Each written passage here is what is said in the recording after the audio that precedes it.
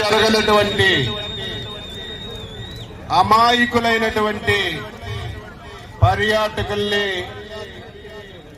జమ్మూ కాశ్మీర్ లోని తెహల్గామ్ లో ఉగ్రవాదులు దాడి చేసి 27 మందిని పొట్టన పెట్టుకొని భారతదేశంలో ఉన్నటువంటి 140 కోట్ల మంది జనాభాకి బాధ కలిగించిన విషయాన్ని మనందరం కూడా గత నెల రోజుల నుంచి అనుభవిస్తున్నాం. చంపడం ఒక ఎత్తు, ముక్కు పచ్చలారనటువంటి అప్పుడే పెళ్లి చేసుకుని విహారయాత్రకి వెళ్లినటువంటి జంటల్లో భార్య ఎదురుగే భర్తను చంపారు, పిల్లల ఎదురునే తల్లిదండ్రులను చంపారు. భారతదేశ చరిత్రలో ఇటువంటి సంఘటన మనం ఎప్పుడు చూడనటువంటి పరిస్థితిలో మన కళ్ళ ముందు ఈ సంఘటన జరగడమే కాకుండా దిక్కున్న దగ్గర మీ మోడీ గారికి చెప్పుకోండి ఛాలెంజ్ ఇచ్చినటువంటి విషయం మనందరం కూడా తెలుసుకున్నాం. దానిని భారత ప్రధానమంత్రి, ఈ దేశానికి నాయకత్వం వహిస్తున్నటువంటి త్రివిధ దళాల అధిపతులు, ఈ దేశానికి రక్షణగా ఉన్నటువంటి సైన్యం ఆ రోజు వాళ్ళు ఇచ్చినటువంటి సవాలుకి సింధూర్ అని చెప్పి, సింధూర్ అంటే భారత మహిళ నుదుటి మీద ఉన్నటువంటి బొట్టు ఎంత పవర్ఫుల్ చేసి చూపించినటువంటి వ్యక్తి మన ప్రధానమంత్రి శ్రీ నరేంద్ర మోడీ గారని చెప్పి మీ అందరికీ తెలియజేస్తున్నాను. భారతదేశానికి యుద్ధం అంటే ఇష్టం ఉండదు. ఒక దేశం మీద యుద్ధం చేయడం భారతదేశం యొక్క అభిమతం కాదు.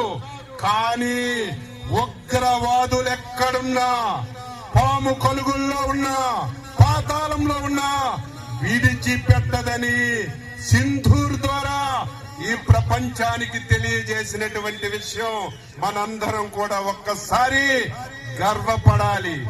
ఈ విజయం భారత సైన్యానిది. ఈ విజయం దీనికి నాయకత్వం వహించినటువంటి మన ప్రధానమంత్రి మోడీ గారిదని చెప్పి సందర్భంగా తెలియజేస్తున్నాను. ఈ విజయంలో రాజకీయ పార్టీలతో సంబంధం లేదు, మతాలతో సంబంధం లేదు, కులాలతో సంబంధం లేదు. 140 కోట్ల మంది ప్రజలు పాల్గొవాలి. మనిషిగా ఈ దేశంలో పుట్టామంటే మొదటి మనకి దేశం ముందు, తరువాత మిగతాడిని ఈ సందర్భంగా తెలియజేస్తున్నాను.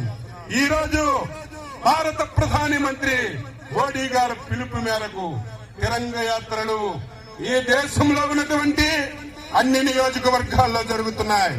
నిన్నను మన ఎన్డీఏ ప్రభుత్వం ఆధ్వర్యంలో చంద్రబాబు నాయుడు గారు, పురంధేశ్వర గారు, పవన్ కళ్యాణ్ గారి నాయకత్వంలో విజయవాడలో జరిగింది. జిల్లా హెడ్ క్వార్టర్లో జరుగుతున్నాయి, అదేవిధంగా నియోజకవర్గాల్లో జరుగుతున్నాయి. ఈ రోజు నేను ఈ ర్యాలీ చూస్తే ఆనందానికి అవధులు లేవు. మహిళలు పాల్గొన్నారు, పిల్లలు పాల్గొన్నారు, ముస్లింలు పాల్గొన్నారు, అదేవిధంగా క్రిస్టియన్స్ పాల్గొన్నారు. ప్రతి ఒక్కరూ పాల్గొని ఈ దేశంలో ఉన్నటువంటి సైన్యానికి సంఘీభావం తెలియజేశారు. అదేవిధంగా ఎవరైతే ఈ దేశం యొక్క ఏదైతే యుద్ధంలో పాల్గొని ప్రాణాలు కోల్పోయారో ఆ సిపాయిలందరికీ భారతదేశం తరపున, ప్రతి ఒక్క పౌరుల తరపున నిజమైనటువంటి నివాళులు అర్పిస్తూ ఈ దేశం 140 కోట్ల మంది ప్రజలు మీ ఎంబడి ఉన్నారు.